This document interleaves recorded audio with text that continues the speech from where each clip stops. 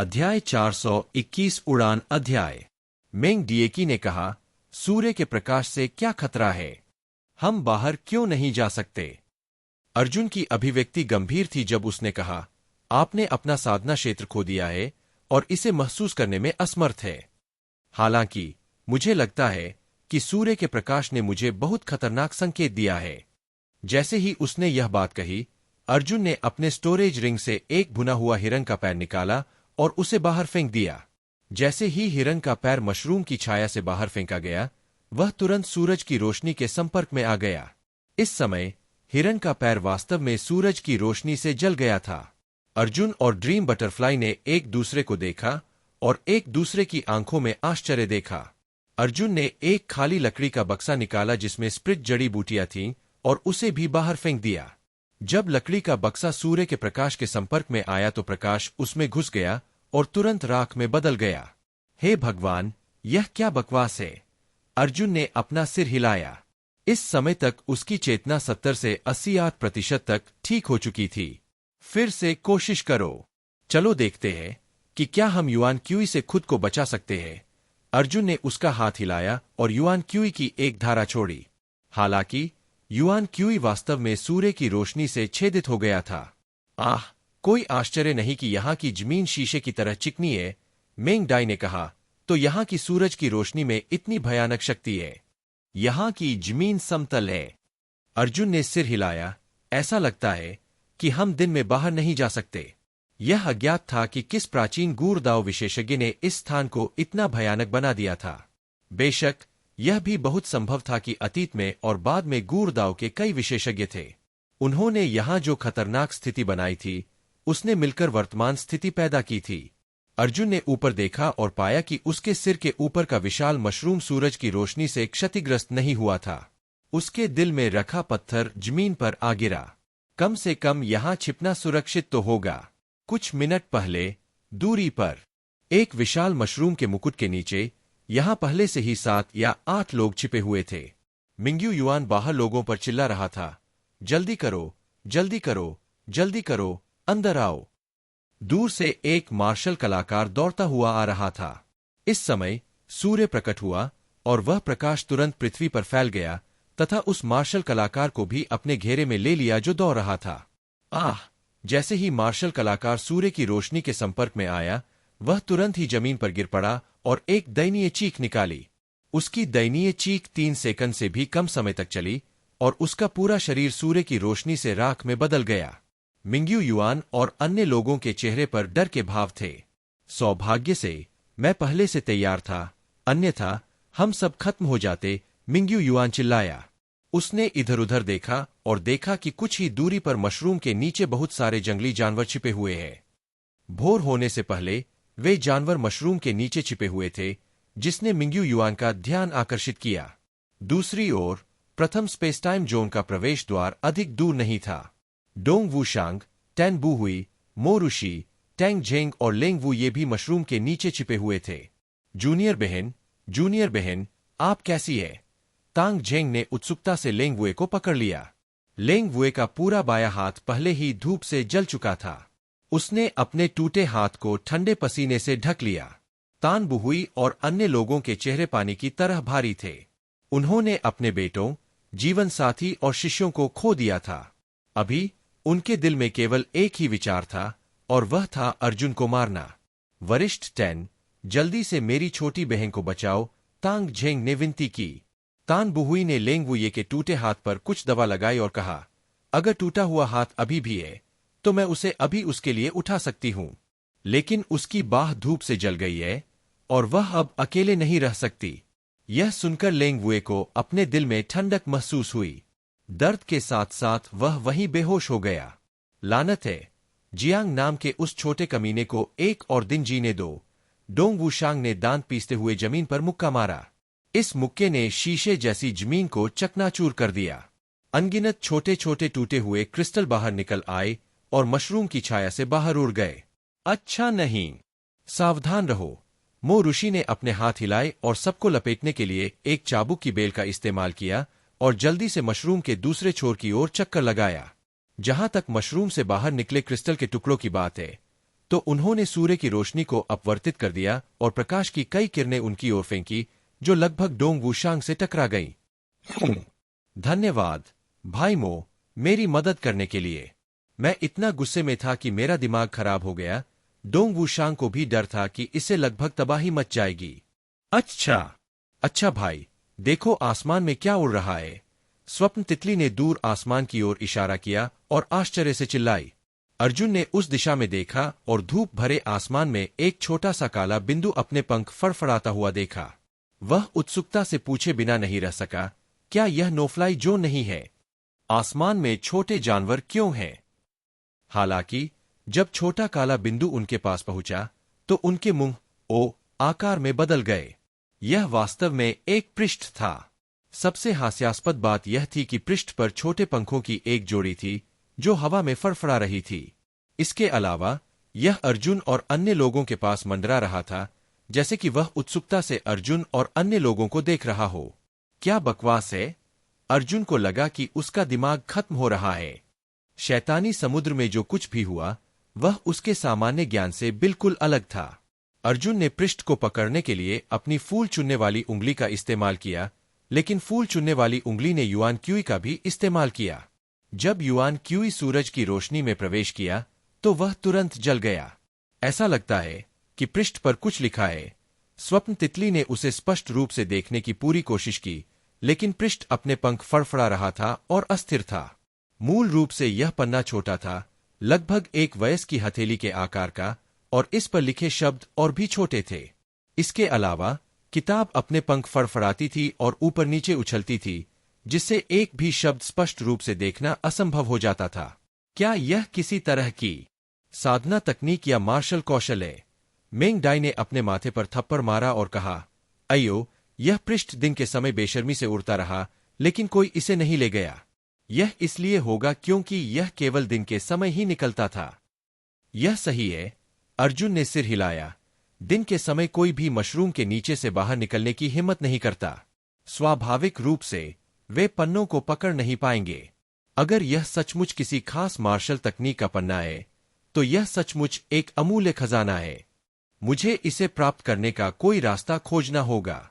मेंग die ने गुस्से से अपने गाल फुलाते हुए कहा, धूप लोगों को मार सकती है और किताब के पन्ने धूप में उड़ते हैं।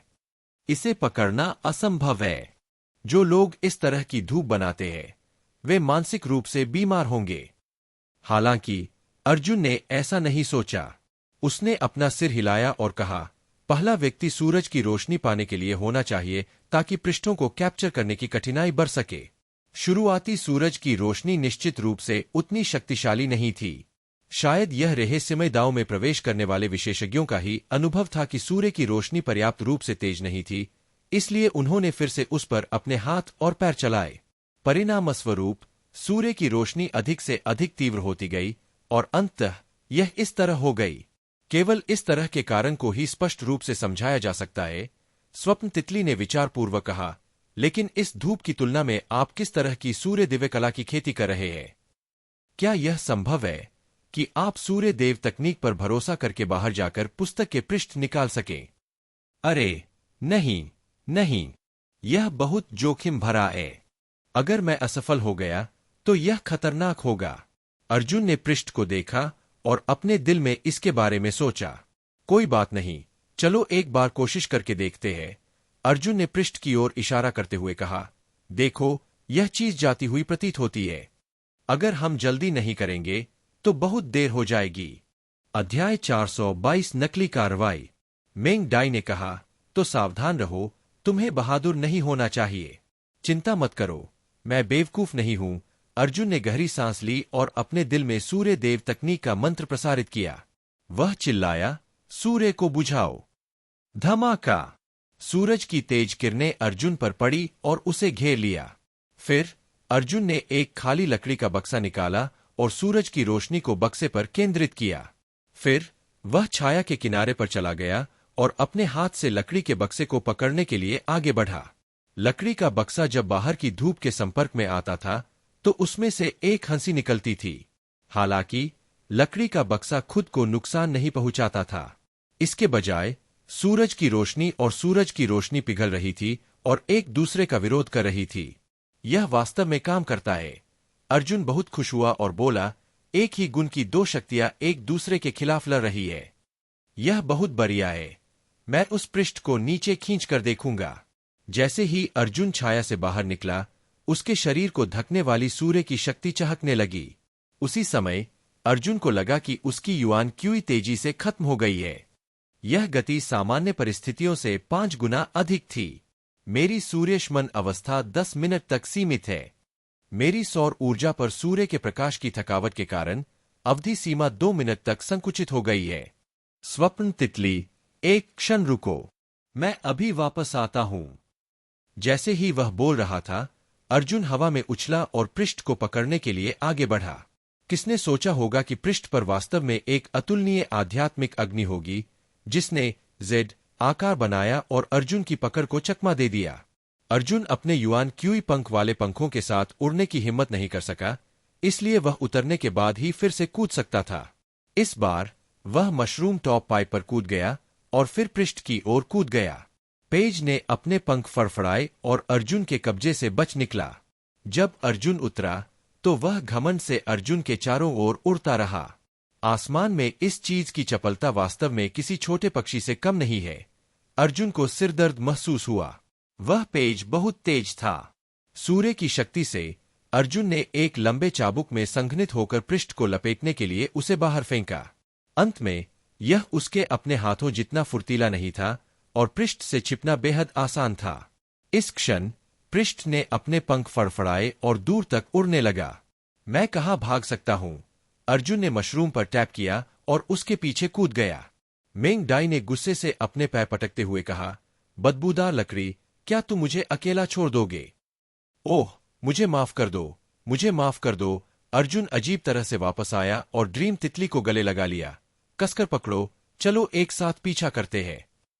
तपती धूप की चादर तले वे दोनों अपनी अस्थायी सुरक्षा बनाए रख सके। अर्जुन ने ड्रीम तितली को लाया और प्रत्येक मशरूम के मुकुट पर ऊपर नीचे कूदते हुए पुस्तक के पन्नों को पकड़ने की कोशिश की। पूरे 2 मिनट के बाद अर्जुन का युआन क्यों पूरी तरह से थकने वाला था। वह पहले नीचे उतरकर मशरूम की छाया में छिप सकता था। वैसे जब आप ओल्ड मॉन्स्टर टैन के मनोर में थे, तो क्या आप अपने सार को स्वर्गीय बिजली के साथ भरने में सक्षम नहीं थे? मेंग डाई ने कहा। मैं कोशिश करूंगी। अर्जुन पैर मोड़कर बैठ गया और थंडर के 9 रूपांतरणों का पाठ करने लगा। हालांकि अंत में उन्होंने थंडर फॉर्मूला के 9 रूपांतरणों को प्रसारित करना शुरू कर दिया और अंत तक प्रसारित करना जारी रखा। एक महान चक्र बिना किसी तथाकथित स्वर्गीय बिजली को ट्रिगर किए बीत गया था।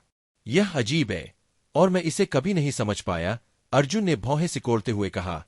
अगर थंडर के 9 परिवर्तनों का अधूरा मंत्र स्वर्गीय गड़गड़ाहट को ट्रिगर कर सकता है, फिर हर बार जब मैं थंडर के 9 परिवर्तनों को प्रसारित करता हूं तो इसे अधूरा माना जाता है।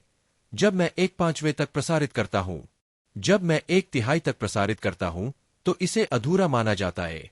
लेकिन मैं एक बार स्वर्गीय थंडर को सक्रिय करने में असमर्थ हूं। वज्र के 9 परिवर्तन क्या है? मेंग डाई ने उत्सुकता से पूछा।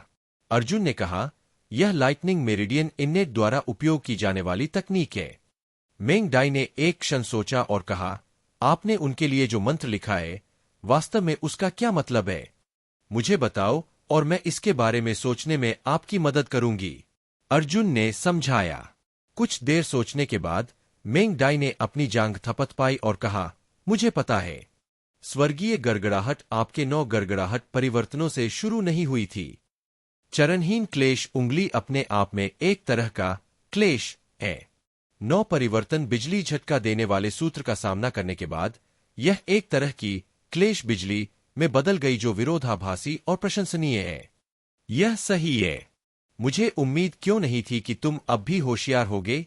अर्जुन हंसा। यह सही है। मैं नहीं देखना चाहती कि मैं कौन हूं। मेंग डाई ने गर्व से अपना सिर उठाया। तो मेरे द्वारा गलती से 2 मंत्र एक साथ टकरा गए। इसके बजाय उन्होंने स्वर्गीय बिजली उत्पन्न की। अर्जुन ने खुद को बहुत भाग्यशाली महसूस किया। इस प्रकार वह चरणहीन क्लेश उंगली और थंडर के 9 परिवर्तनों के गलत मंत्र के अनुसार परिभ्रमण करने लगा। इसके तुरंत बाद ऊपर मशरूम पाइप की छाया के नीचे कुछ काले बादल छा गए। ये काले बादल बिजली की चमक के साथ चमकने लगे और बाद में अर्जुन की ओर गरज के साथ बारिश होने लगी। अर्जुन ने स्वर्गीय बिजली के प्रभाव को सहन किया और उसके शरीर में युआन क्यूई बढ़ने लगा। यह उस गति से बहुत तेज था जिस पर उसने स्वर्ग और पृथ्वी से आध्यात्मिक ऊर्जा को अवशोषित किया था। वह पहले से ही उस गति के 5वें हिस्से के करीब था जिस पर उसने प्राथमिक आत्मा पत्थरों को अवशोषित किया था। हालांकि यह अभी भी आत्मा के पत्थरों को अवशोषित करने के बराबर नहीं था, लेकिन स्वर्गीय बिजली को अवशोषित करना भस्म नहीं था। अगर कोई इसे अवशोषित करना चाहता था तो युद्ध में पर्याप्त समय न होने के अलावा वे किसी भी अन्य समय में ऐसा कर सकते थे।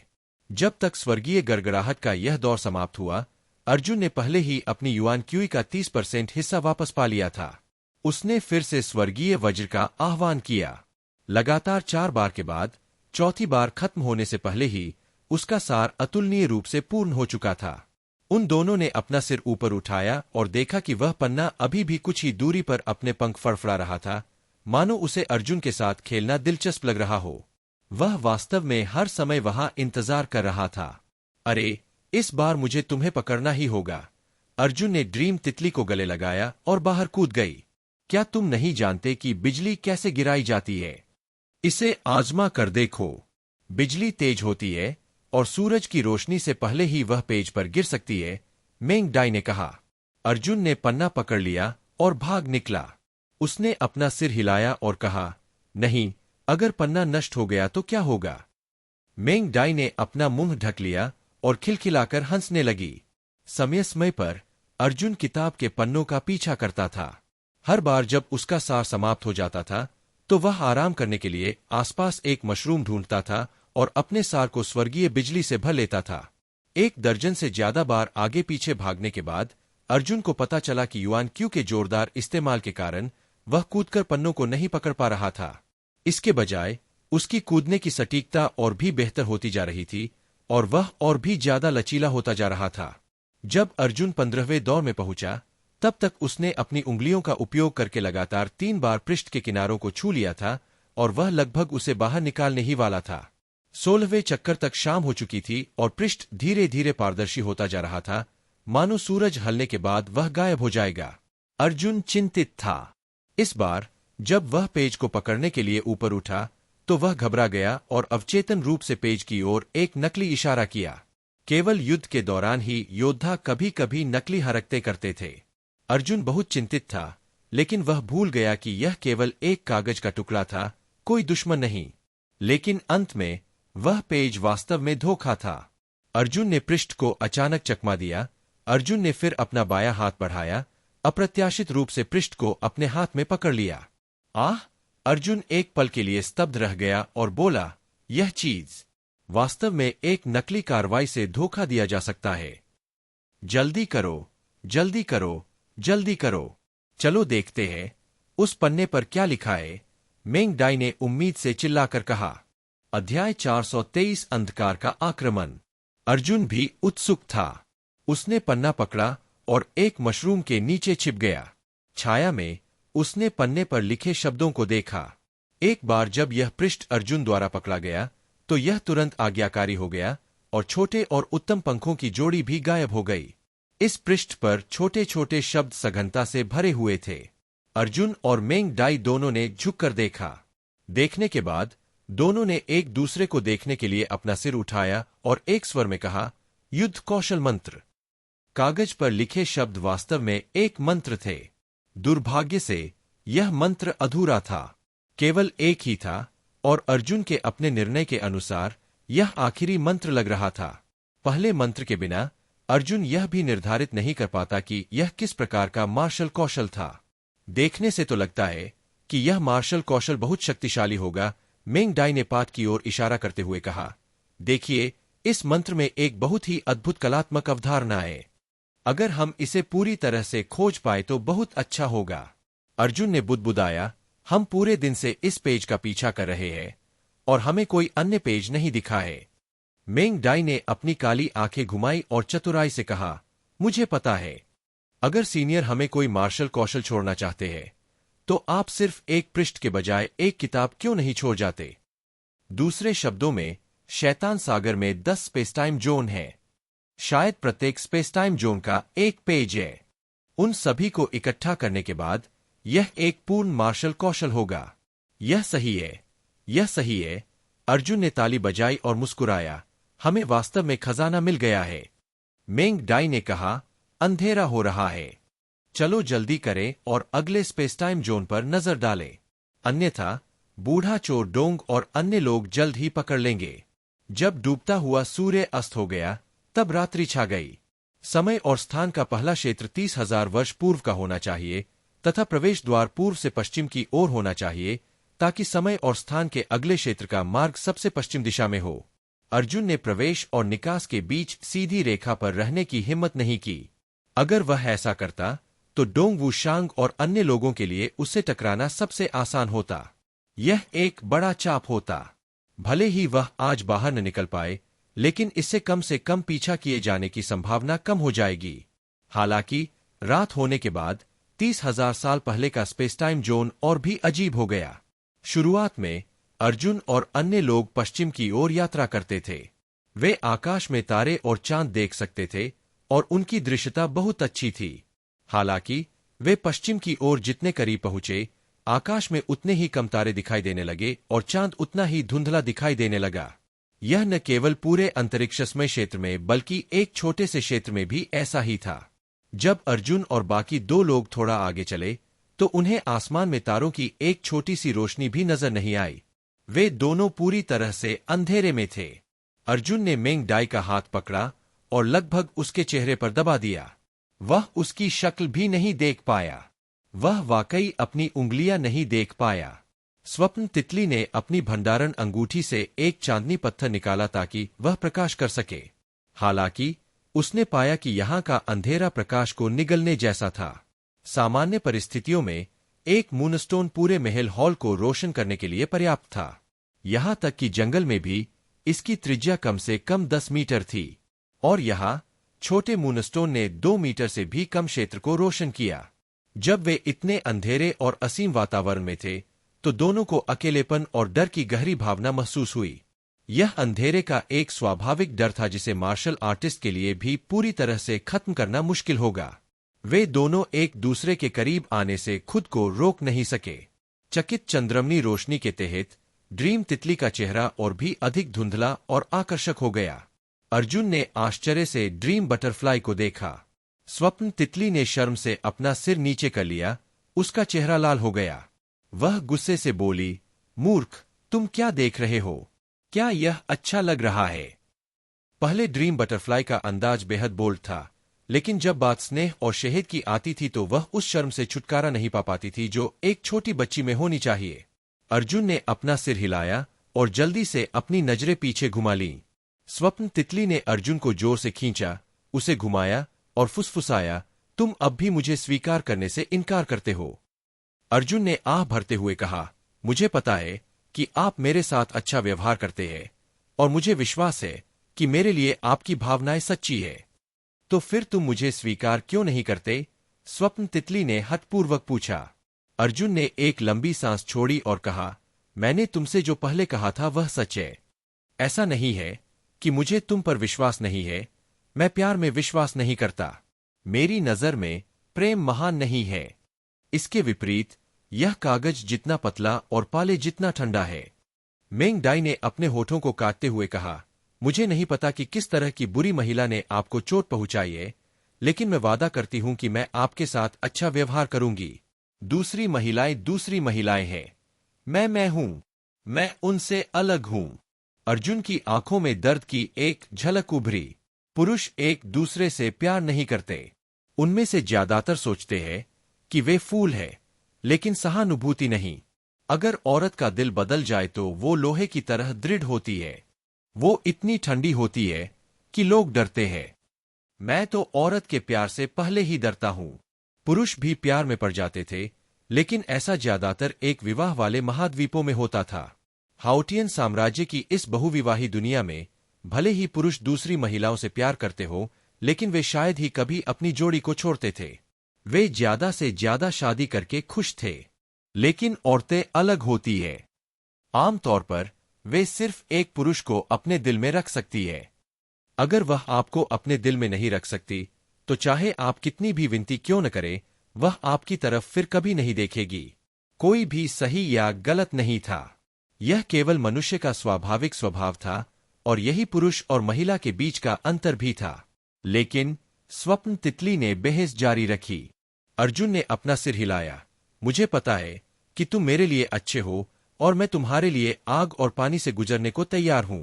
क्या यह एक अच्छा रिश्ता नहीं है? हमें पुरुषों और महिलाओं के बीच प्यार के बारे में क्यों बात करनी चाहिए? अब भले ही तुम और मैं एक दिन अलग हो जाए, हम केवल एक दूसरे की अच्छाइयों को याद रखेंगे। अगर हम प्यार में पड़ जाते हैं, तो मैं नहीं चाहता कि तुम एक दिन मुझसे नफरत करो, और मुझसे नफरत करो क्योंकि तुम मुझे हजारों टुकड़ों में काट सकते हो। इस मामले पर अब और बात करने की कोई जरूरत नहीं है। इस समय अंधेरे में अचानक हरी आंखों के जोड़े दिखाई दिए। वे आंखें अंधेरे में भेड़ियों और बाघों की तरह दिख रही थीं। अर्जुन ने ड्रीम तितली को अपनी बाहों में पकड़ लिया और फुसफुसाया, हिलना मत। ऐसी आंखें बहुत थीं, शायद सैकड़ों, लेकिन वे अंधेरे में छिपी हुई थीं और यह पहचानने में असमर्थ थीं कि वे क्या है। सबसे अधिक परेशानी वाली बात यह थी कि यहाँ का अंधकार वास्तव में युआन क्यूई उतार चढ़ाव और राक्षसी क्यूई उतार चढ़ाव के हिस्से को निगल सकता था। अर्जुन उन दुश्मनों की ताकत का भी पता नहीं लगा सका। मैं जानता हूं कि अंधकार को कैसे दूर भगाया जाता है, अर्जुन ने अपनी आवाज कम करते हुए कहा। बाद में चाहे जो भी हो, जल्दबाजी में काम मत करना। ऐसा कहने के बाद अर्जुन ने अपने दिल में सूर्य देव तकनीक का मंत्र प्रसारित किया, लेकिन उसने सूर्य को बुझाया नहीं, उसने सिर्फ प्रकाश का मार्गदर्शन किया। आसमान से सूरज की गर्म किरणें उतरीं। सूरज की रोशनी का व्यास 4 मीटर था, जो अर्जुन और ड्रीम तितली को ढक रहा था। दिन के उजाले की रोशनी अतुलनीय थी। एक पल में 10 मीटर के भीतर उन दोनों के दायरे में स्पष्ट रूप से रोशनी फैल गई। उन आंखों के मालिक सूरज की रोशनी से बेहद डरे हुए लग रहे थे। वे सब जल्दी से किनारे की ओर चले गए और अंधेरे में छिपते रहे। यह वह क्षण था जब अर्जुन और ड्रीम बटरफ्लाई ने उन चीजों के चेहरे देखे और चौंक गए। ये बहुत बड़ी मकड़ियां थीं, लेकिन सच कहें तो ये पीठ के बल लेटे हुए इंसान होने चाहिए थे।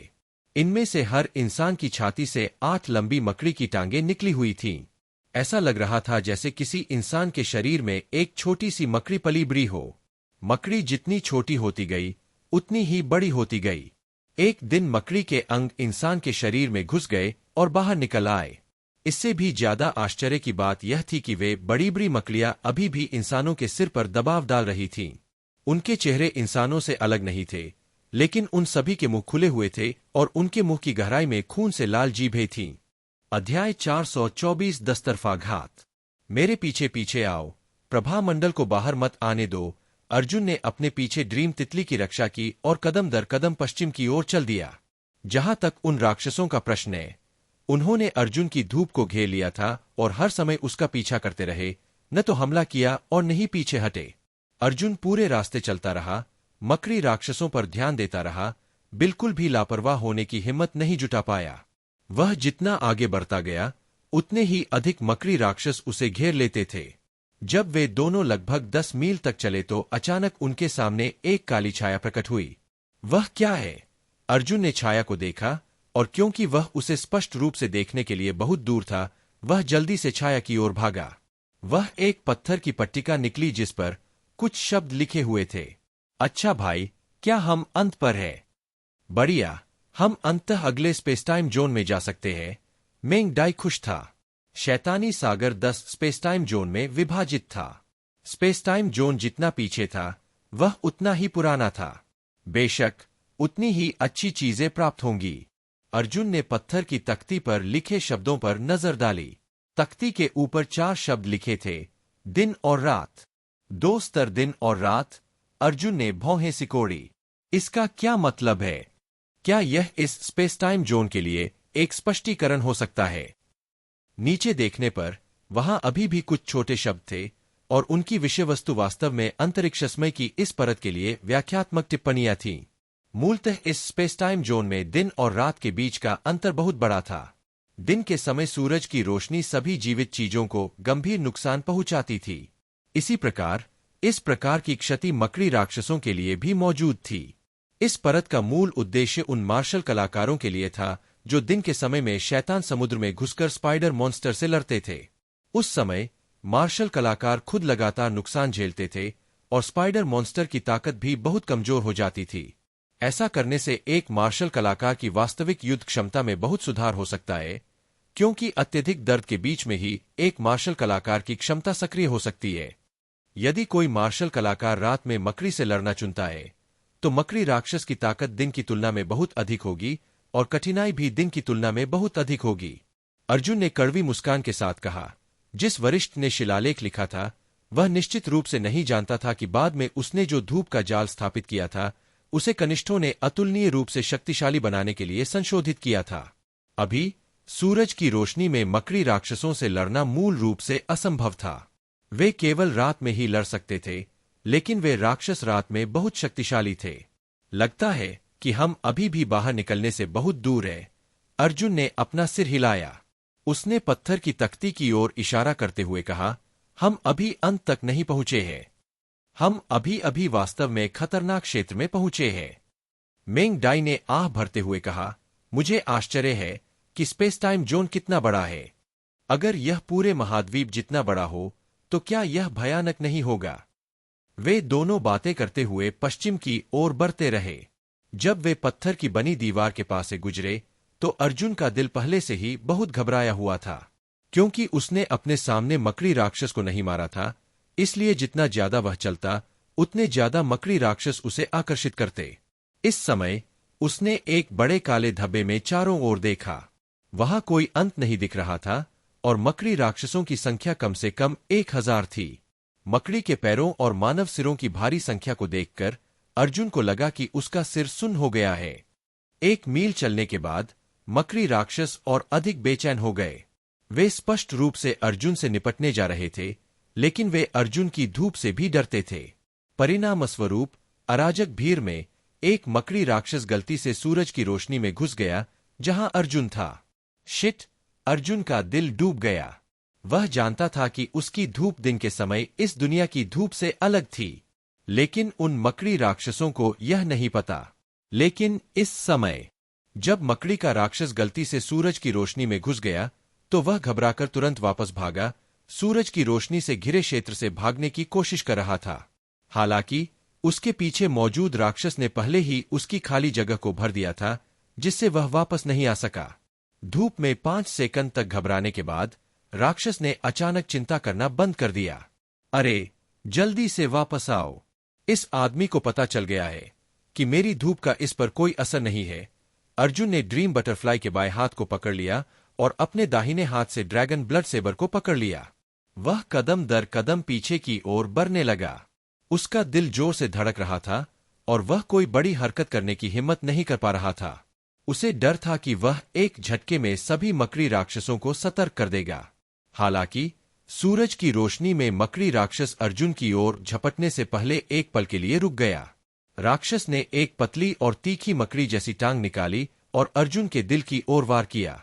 इस टांग से वाकई तीखी सीटी जैसी आवाज आ रही थी। 7वें स्तर की मूल वापसी। यह ऐसा संयोग नहीं हो सकता। इस समय अर्जुन ने मकड़ी राक्षस के युआन क्यूई उतार चढ़ाव से यह अनुमान लगाया कि मूल वापसी के 7वें स्तर पर एक मानव के समान ही इसकी साधना का क्षेत्र था। सबसे अजीब बात यह थी कि यह स्पष्ट रूप से मानव नहीं था, लेकिन इसमें मानव मार्शल कलाकार की युआन क्यूई थी। राक्षस के हमले का सामना करते हुए अर्जुन ने अपने हाथ में ड्रैगन रक्त कृपान पकड़ लिया और आगे की ओर वार किया। खनक! जोरदार टक्कर हुई और अर्जुन 7-8 कदम पीछे धकेल दिया गया। यहां तक कि उसकी कलाई, जिस पर तलवार लगी हुई थी, भी झटके से सुन्न हो गई। इतना शक्तिशाली, अर्जुन की पुतलियां सिकुड़ गईं। न केवल वह मकड़ी राक्षस एक संयोग था, बल्कि वह उससे केवल 2 स्तर ऊपर था। इसके अलावा उसकी ताकत उसकी सामान्य ताकत को कुचलने के लिए पर्याप्त थी। जब राक्षस ने 2 बार हमला किया, तो उसने मकड़ी के 2 पैर तोड़ दिए। अर्जुन ने अपने प्रतिद्वंद्वी को कम आंकने की हिम्मत नहीं की। उसने तुरंत अपनी क्यूई को परिष्कृत किया और उसे बिजली में बदल दिया। उसका पूरा शरीर बिजली के तीव्र चापों में लिपटा हुआ था। उसने फिर से वार किया और एक ही समय में 2 मकड़ी के पैरों पर वार किया। एक और जोरदार धमाका हुआ। इस बार अर्जुन को पीछे धकेल दिया गया। बाद का मुंह फिर से सुन्न हो गया, लेकिन मकड़ी के 2 पैर कट गए और फ्रैक्चर से बड़ी मात्रा में बदबूदार बलगम बाहर निकल आया। अर्जुन गुप्त रूप से भाग्यशाली था। सौभाग्य से अपनी क्यूई को बिजली में परिष्कृत करने के बाद वह उस बिंदु पर पहुंच गया था जहां वह राक्षस को नुकसान पहुंचा सकता था, अन्यथा वह 10 बार मर जाता। पीछे हटो, पीछे हटो। अर्जुन ने ड्रीम बटरफ्लाइज की रक्षा की और उनकी वापसी को तेज कर दिया। वहां बस बहुत सारे स्पाइडर मॉन्स्टर थे। भले ही उसने अपना सारा सार इस्तेमाल कर लिया हो, लेकिन वह उनमें से 10वें हिस्से को भी नहीं मार सकता था। हालांकि अर्जुन द्वारा फुसलाए गए मकड़ी राक्षस अर्जुन को छोड़ने के लिए बिल्कुल भी तैयार नहीं थे। वे अर्जुन का पीछा करते रहे। जब एक राक्षस को पता चला कि सूर्य से कोई खतरा नहीं है, तो सभी राक्षसों को यह बात तुरंत समझ में आ गई। स्वूश, स्वूश, स्वूश, स्वूश, स्वूश, स्वूश, स्वूश। अर्जुन ने अपना सिर उठाया और देखा कि आसमान में बड़ी बड़ी मकड़ियां घनी थीं जो उसकी ओर गिर रही थीं। मकड़ियों की संख्या इतनी ज्यादा थी कि कहा जा सकता था कि वे आसमान और धरती को ढक रही थीं। जमीन पर बहुत सारी मकड़ियां उसकी ओर झपट पड़ी, एक के ऊपर एक, एक के ऊपर एक, ज्वार की तरह। मैं अब बर्बाद हो गया हूं, स्वप्न तितली अनायास ही चिल्ला उठी। ऐसे माहौल में अर्जुन को थोड़ी सी भी घबराहट या डर होने की हिम्मत नहीं हुई। उसकी मजबूत लड़ाकू भावना ने उसे अभूतपूर्व रूप से शांत कर दिया। उसने अपने बाएं पैर से एक कदम पीछे हटकर विशालकाय कृपान को अपने सामने रख लिया। फिर उसने एक और कदम पीछे लिया और उसके हाथ में मौजूद विशालकाय कृपान बहुत तेज गति से बाहर निकल गई। यांग फ्लेम सेबर तकनीक, पहला कदम, नरक में प्रवेश। यह चाल मोके की तर्जनी की शक्ति से विकसित हुई थी। इसकी मारक क्षमता मध्यम थी और इसकी रिलीज गति बहुत तेज थी। अर्जुन ने एक तेज चाकू से एक पल में 13 बार वार किया। 13 कृपान किरणें आसमान में चली गईं और आसमान से गिरे मकड़ियों को पीछे धकेल दिया। इसके बाद उसने मकड़ियों को जमीन से उखाड़ दिया, उन्हें पीछे की ओर उड़ा दिया। फिर एक पल में उसने फ्लेम सेबर लाइट की 13 किरणें काट दी। जहां तक उस पैर की बात है जिसे उसने झटका दिया था, उसने अपनी शारीरिक शक्ति का उपयोग करके जमीन पर पड़ी मकड़ी को पीछे धकेल दिया, जिससे अर्जुन के दाहिने पैर में बहुत तेज दर्द हुआ, मानो वह टूटने वाला हो। अध्याय 425 अनिच्छा से आगे बढ़ो। उन मकड़ी राक्षसों की ताकत अर्जुन की उम्मीदों से कहीं ज्यादा थी। हालांकि यांग फ्लेम सेबर तकनीक की उनकी पहली चाल सबसे कमजोर चाल थी, लेकिन इसकी तुलना यांग फ्लेम सेबर तकनीक की अन्य 2 चालों से ही की जा सकती थी। अन्य मार्शल कौशल की तुलना में इस तरह की ज्वाला निशान ब्लेड की रोशनी कम से कम अर्जुन के रैप्टर की पूंछ के झूलने जितनी शक्तिशाली थी, और इसकी गति रैप्टर की पूंछ के झूलने से 10 गुना अधिक तेज थी। फिर भी उनकी फायर मार्क सेबर लाइट मुश्किल से मकड़ी राक्षसों को पीछे धकेल सकी। मैं लापरवाह था, मुझे इतना गहरा नहीं जाना चाहिए था। अर्जुन चिल्लाया और लगातार 13 बार वार करने के लिए अपना हाथ घुमाया। अग्नि कृपान किरणें एक के बाद एक उड़ी और उनमें से एक ने मकड़ी राक्षस के चेहरे पर प्रहार किया। कृपान की रोशनी ने मकड़ी राक्षस के सामने के चेहरे को काट दिया, जिससे कान को चीर देने वाली घर्षण ध्वनि उत्पन्न हुई। इसने मकड़ी राक्षस को 10 मीटर से अधिक पीछे धकेल दिया। जब कृपान की रोशनी गायब हो गई, तो मकड़ी राक्षस के चेहरे पर केवल 1 इंच गहरा घाव रह गया। जैसे ही अर्जुन पीछे हटा, विशाल कृपान ने उग्रता से वार करना शुरू कर दिया। उसने विशाल कृपान को हवा के झोंके में बदल दिया और एक ही पल में 13 बार वार किया, 2 बार में 26 बार। मार्शल आर्ट की इस दुनिया में एक सांस को 4 सेकंड के बराबर माना जाता था और 1 सेकंड को 3 क्षणों में विभाजित किया जा सकता था। यही कारण था कि अर्जुन एक ही सांस में 156 वार करने में सक्षम था। यह किस प्रकार की अवधारणा थी? मकड़ियों के जबरदस्त हमलों के तहत अर्जुन की फायर मार्क सेबर लाइट एक आंधी की तरह थी जो हर जगह फैल गई, जिससे सभी मकड़ियां पीछे की ओर उड़ गईं। अभी कितनी दूरी है? अर्जुन ने जल्दी से पूछा। हमें डार्क जोन छोड़ने में अभी कितनी दूरी है? मेंग डाई ने कहा, अभी कम से कम 10 ली बाकी है। अर्जुन का दिल बैठ गया। उसने चुपके से खुद को बहुत लापरवाह होने के लिए डांटा। उसे स्थिति को समझे बिना इतनी गहरी जगह से बाहर नहीं निकलना चाहिए था। उसकी कृपान की रोशनी वास्तव में बहुत जल्दी निकल गई, लेकिन उसकी युआन क्यूई भी बहुत जल्दी भस्म हो गई। यह आगे बढ़ने का तरीका नहीं है। भोर होने में अभी कम से कम 1 या 2 घंटे बाकी है। हमें जल्दी से जल्दी बाहर निकलने का कोई रास्ता ढूंढना होगा। अर्जुन ने अपने दांत पीस लिए। उसने अपने पीछे विशाल कृपान ले रखी थी और अपना दाहिना अंगूठा फैलाया था। एक ही झटके में मोके ने नरक में प्रवेश करने का इशारा किया और एक ज्वलंत किरण निकली। यह चाल बहुत ज्यादा शक्तिशाली थी। अर्जुन के हाथ में जलती हुई रोशनी की किरणें लगातार 3 बार हिंसक रूप से घूमी। एक पल में मकड़ी का टूटा हुआ पैर आसमान में हर जगह उड़ गया। इन 3 चक्रों में सैकड़ों मकड़ी राक्षस बह गए और उनमें से 7 या 8 सीधे सिर पर वार किए गए। मानव जैसा सिर सीधे कट गया और आसमान में उड़ गया। चलो चले, मोके ने बहुत ज्यादा युआन क्यों खा ली है। मैंने पहले ही इसका 5वां हिस्सा इस्तेमाल कर लिया है। अब से 10 मील बाद मैं भागने की कोशिश करूंगा। अर्जुन ने ड्रीम तितली को गले लगाया और जिस दिशा से वह आई थी उस दिशा में दौड़ पड़ी। रास्ते में बहुत सारी मकड़ियां अभी भी उसका पीछा कर रही थीं। चूंकि शियांग नान के रास्ते में मकड़ियां थीं, इसलिए वह तेजी से भाग नहीं पाया, लेकिन उसके पीछे की मकड़ियां बहुत करीब थीं। जब अर्जुन को पता चला कि वह फिर से घिर गया है, तो मोके की उंगलियों की लहर फैल गई। ज्वाला की किरण ने उसके सामने की बाधाओं को दूर कर दिया और भागना जारी रखा। अच्छा भाई, यह क्या है? स्वप्न तितली ने अचानक अर्जुन के पीछे इशारा किया। अर्जुन तेजी से दौड़ा, पीछे मुड़ा और आश्चर्य से अपना मुंह खोल दिया। उसके पीछे 12 छोटे छोटे शब्द थे। शब्द? अर्जुन एक पल के लिए स्तब्ध रह गई और उत्सुकता से पूछा, यह क्या है? यह कहाँ से आया? वे छोटे छोटे शब्द थे जो चमक रहे थे। ये छोटे छोटे शब्द हमेशा अर्जुन के पीछे पीछे चलते थे। अर्जुन उनके साथ साथ दौड़ा। अर्जुन रुक गया और वे भी रुक गए। पता नहीं, अभी अचानक मुझे क्या पता चला, मैंने पहले इस पर ध्यान नहीं दिया था।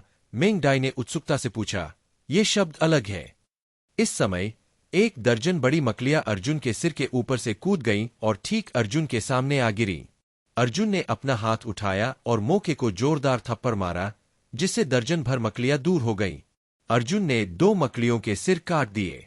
दोनों मकड़ियों के मरने के बाद उनकी टूटी गर्दन से एक छोटा सा शब्द निकला। कुल मिलाकर 2 चमकते हुए बच्चे अर्जुन के पीछे उड़े और अर्जुन के पीछे पीछे आगे बढ़े। तो यह मृत मकड़ी के शरीर से बाहर उड़ गया। अर्जुन ने इस बार ध्यान से देखा और अंततः उन शब्दों की उत्पत्ति को समझ लिया। लेकिन इस दृश्य ने अर्जुन को उलझन में डाल दिया। मकड़ी को मारने से क्या कोई शब्द निकलेगा? अच्छा भाई, क्या तुम्हें लगता है कि ये शब्द ही आगे बढ़ने की तरकीब है? ड्रीम बटरफ्लाई अर्जुन के कंधे पर लेट गई और फुसफुसाते हुए बोली, उन मकड़ियों को देखो। अगर तुम स्पेस टाइम के अगले स्तर में घुसना चाहते हो, तो तुम उन सभी को नहीं मार सकते। एन हमें कोई दूसरा रास्ता खोजना होगा। शायद यह इन मकड़ियों से निकले शब्दों को मारना होगा। जब हम उन्हें एक साथ इकट्ठा कर लेंगे, तो शायद हमें कोई रास्ता मिल जाएगा। अर्जुन ने बुदबुदाते हुए सिर हिलाया। उसके हाथों पर हमले जारी रहे। यही मैंने कहा, लेकिन मुझे नहीं पता कि कितने शब्द इकट्ठा करने हैं। शायद 1 या 2,000 शब्द बहुत परेशानी भरे होंगे। मेरे पास केवल 1/3 युआन क्यों बचा है। मुझे वापस लौटने में कितना समय लगेगा? मेंग डाई ने कहा, अभी भी 5 मील बाकी है। चिंता मत करो, तुम्हारा सार समाप्त होने से पहले हम निश्चित रूप से डार्क जोन छोड़ देंगे। अर्जुन ने पलटकर पीछे देखा। नजर पड़ते ही घने मकड़े अभी भी उसका पीछा कर रहे थे। हालांकि ड्रीम बटरफ्लाई द्वारा बताई गई दूरी सुनने के बाद उसने आखिरकार राहत की सांस ली। वह पूरे रास्ते लड़ता रहा और बेतहाशा भागता रहा। भोर होने से पहले आखिरकार उसके सिर के ऊपर तारे दिखाई दिए। हम अंधेरे से पीछे हट रहे हैं।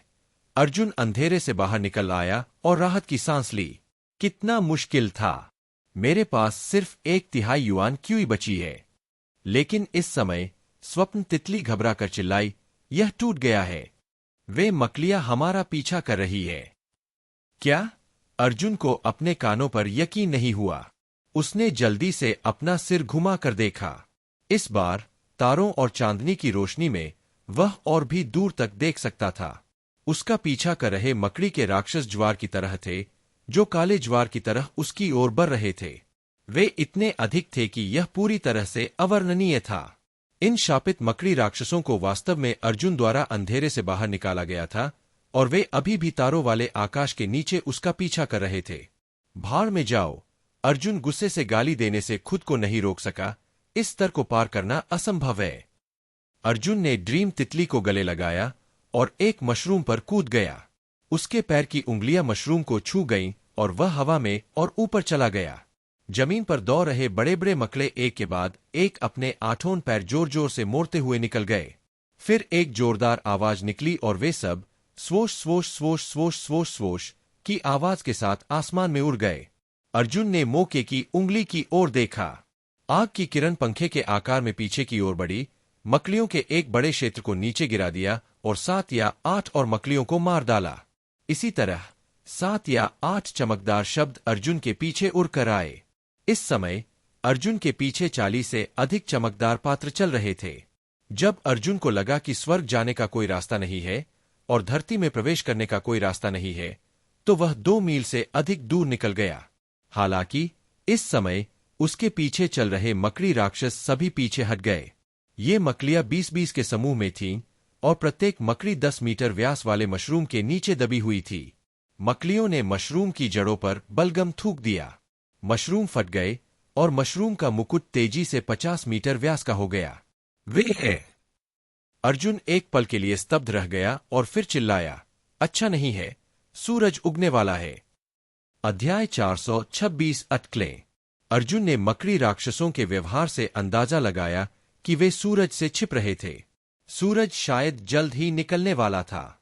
वह ड्रीम बटरफ्लाई के साथ एक मशरूम के नीचे छिपना चाहता था, लेकिन वहां बहुत सारे मकड़ी राक्षस थे।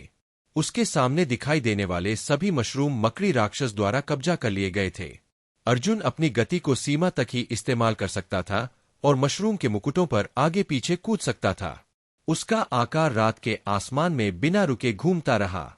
मकड़ियों का पीछा किए बिना उसे 7 या 8 मील दूर भागने में 1 मिनट से भी कम समय लगा। हालांकि बड़ी संख्या में मकड़ियां फिर भी पीछे से कूद पड़ी। इस बार वे अर्जुन का पीछा नहीं कर रहे थे, बल्कि मशरूम की तलाश में थे। ये शापित जानवर। अर्जुन इतना क्रोधित था कि उसकी आंखें लाल हो गईं। उसने देखा कि पूर्व में आकाश पहले से ही चमकना शुरू हो गया था। हालांकि वहां बहुत सारे मकड़ी राक्षस थे और वे अभी भी अर्जुन से लड़ रहे थे। जैसे ही अर्जुन एक बड़े मशरूम के नीचे छिप गया, 20 मकड़ियां भी अंदर आ गईं। जैसे ही उन्होंने अर्जुन को देखा, वे भयंकर रूप से लड़ने लगीं। अर्जुन केवल बचकर भाग सकता था और अगले लक्ष्य की तलाश जारी रख सकता था। भूल जाओ, लेइडुन। अर्जुन ने अपने दांत पीस लिए और लाइटनिंग एस्केप के साथ 100 मील दूर भाग गया। जमीन पर उतरने के बाद उसने पाया कि 7 या 8 बड़ी मकड़ियों को उसने धक्का देकर गिरा दिया था। यही कारण था कि उसने अंधेरे क्षेत्र में भागने के लिए बिजली का उपयोग नहीं किया। वह सब कुछ भेज सकता था, लेकिन ड्रीम बटरफ्लाई नहीं कर सकता था। लाइटनिंग एस्केप के साथ अधिक मकड़ी राक्षसों को उड़ा दिया जाएगा। जमीन पर उतरने के बाद उसकी चेतना धुंधली हो गई और जो मकड़ियां उसे धकेल रही थीं, वे इस अवसर का फायदा उठाकर उसे मार सकती थीं। सौभाग्य से सूरज की रोशनी जमीन पर पड़ने ही वाली थी और 7 या 8 मकड़ियों को जो नीचे धकेल दिए गए थे, उन्हें अर्जुन को मारने का समय नहीं मिला। वे सभी एक मशरूम के नीचे छिप गए। अर्जुन को चक्कर आने लगा और उसने ड्रीम तितली को खींचकर दूसरे मशरूम के नीचे छुपा दिया। जैसे ही उनका अगला पैर अंदर गया, सूरज ने उनके पिछले पैर की जमीन को ढक लिया। आराम करो। अर्जुन ने एक गहरी सांस ली और खुद को शांत करने के लिए पैरों पर पैर रखकर बैठ गया। इस समय स्पेस टाइम जोन में दिन का समय आ गया था। नीचे मशरूम के अलावा बाकी क्षेत्र पूरी तरह से शांत था और कोई भी जीवित प्राणी दिखाई नहीं दे रहा था। सपनों की तितली सिर झुकाए छाया में खड़ी थी। वह चुपचाप मशरूम के नीचे छिपी 7 या 8 बड़ी मकड़ियों को देख रही थी। उसकी आंखें घूम गईं और उसने कहा, तुमने कहा था, क्या होगा अगर ये मकड़ियां सूरज की रोशनी से चमक उठें? अगर यह अतीत की धूप थी, तो इसे बस थोड़ा कमजोर होना चाहिए था। लेकिन अब यह निश्चित है कि वह बिना किसी संदेह के मर जाएगा। कुछ मिनट बाद अर्जुन ने महसूस किया कि उसकी चेतना धीरे धीरे ठीक हो रही है। तो फिर तुम क्या कहते हो? अगर हम मशरूम को उनके सिर के ऊपर से तोड़ दे तो क्या होगा? स्वप्न तितली ने अपनी आंखें झपकाईं और उसे एक और बुरा विचार सूझा। अरे!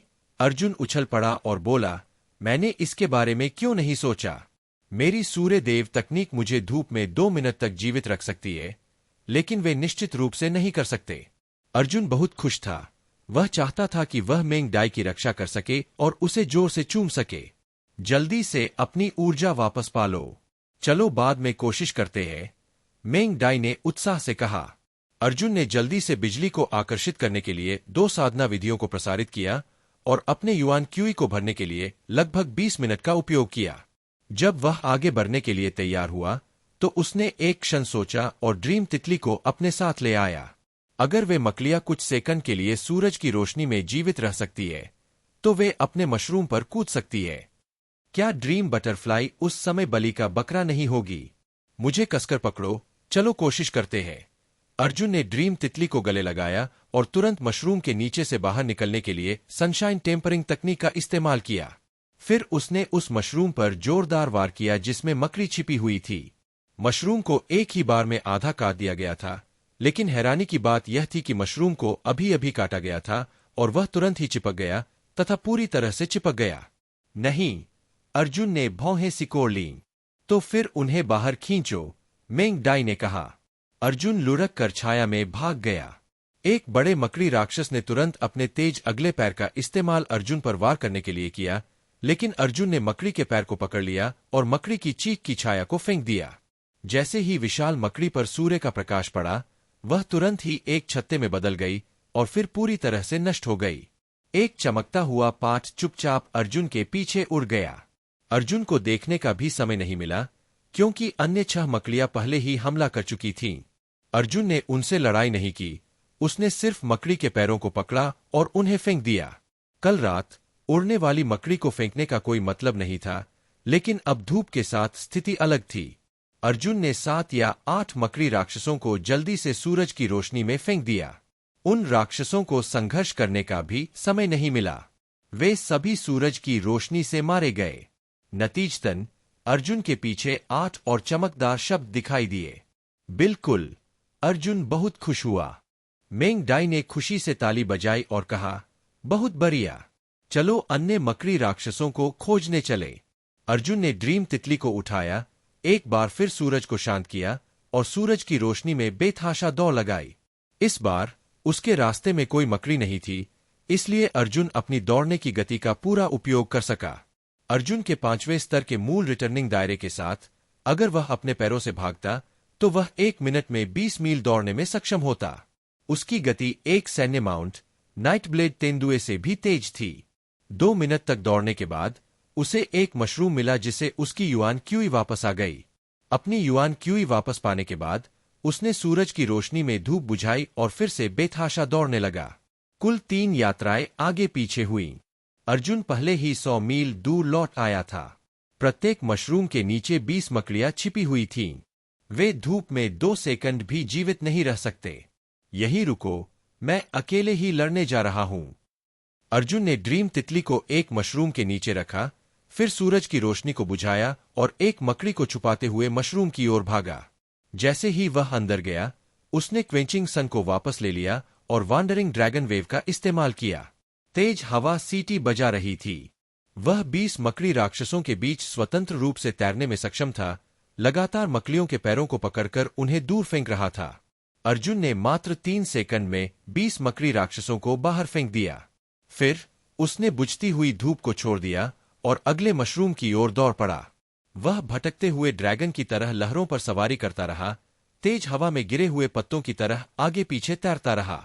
उसने केवल मकड़ियों के पैर पकड़े और उन्हें सूरज की रोशनी में फेंक दिया।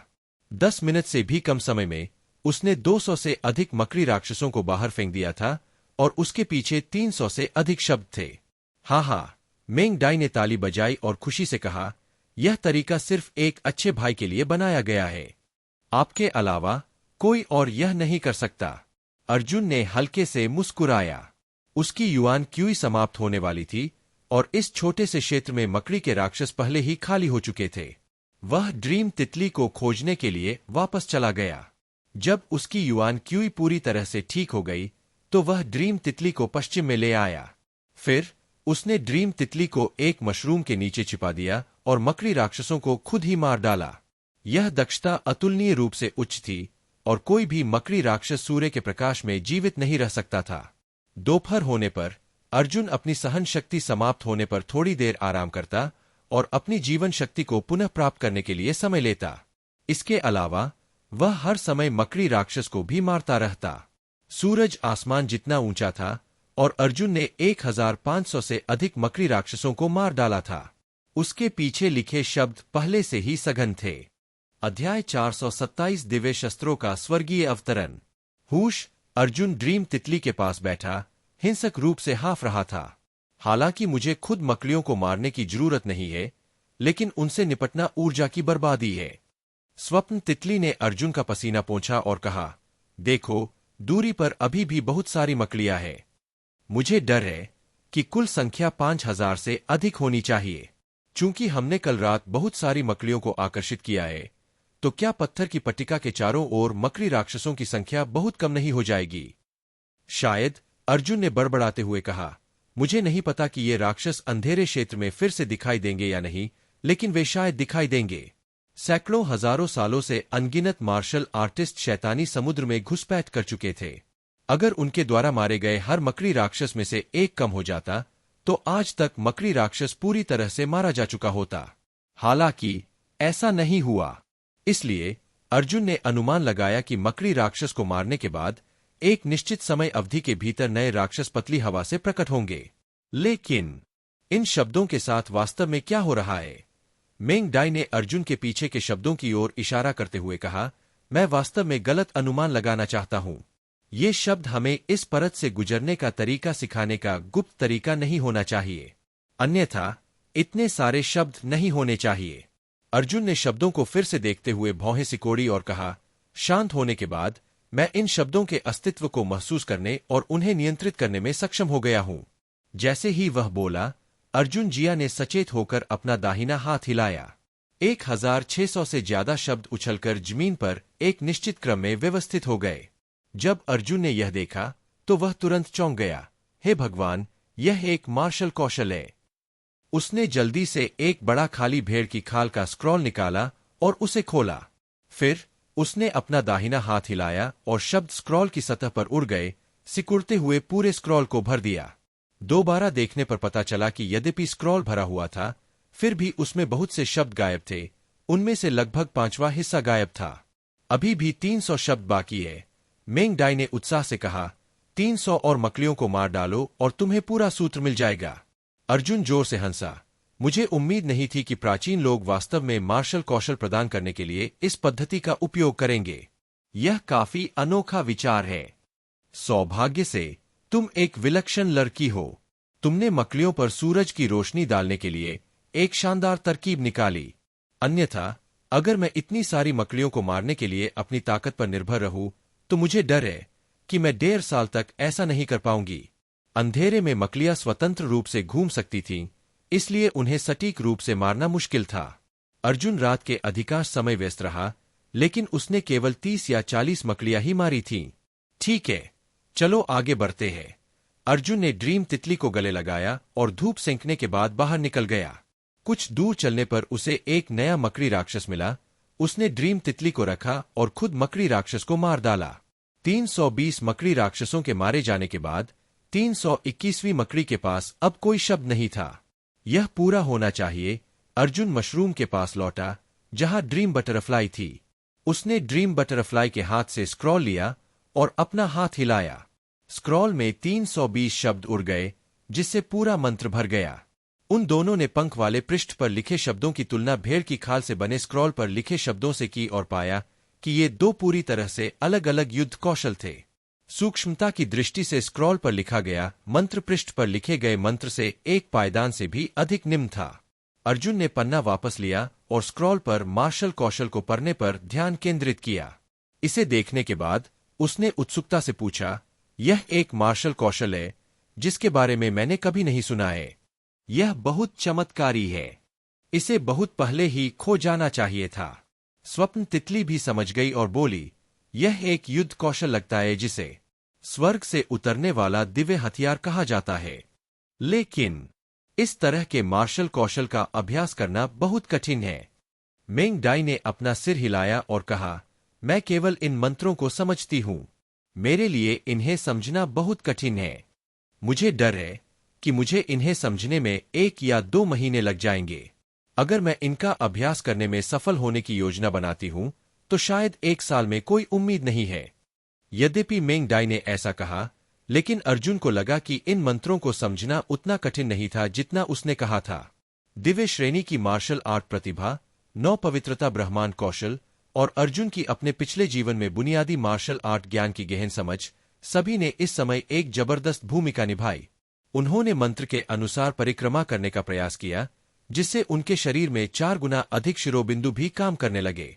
मैं अंधेरा होने से पहले अभ्यास कर सकता हूं।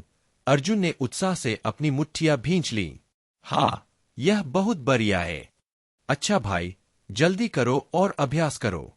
अभ्यास समाप्त करने के बाद आइए देखें कि यह मार्शल कौशल किस लिए है, मेंग डाई ने जल्दी से कहा।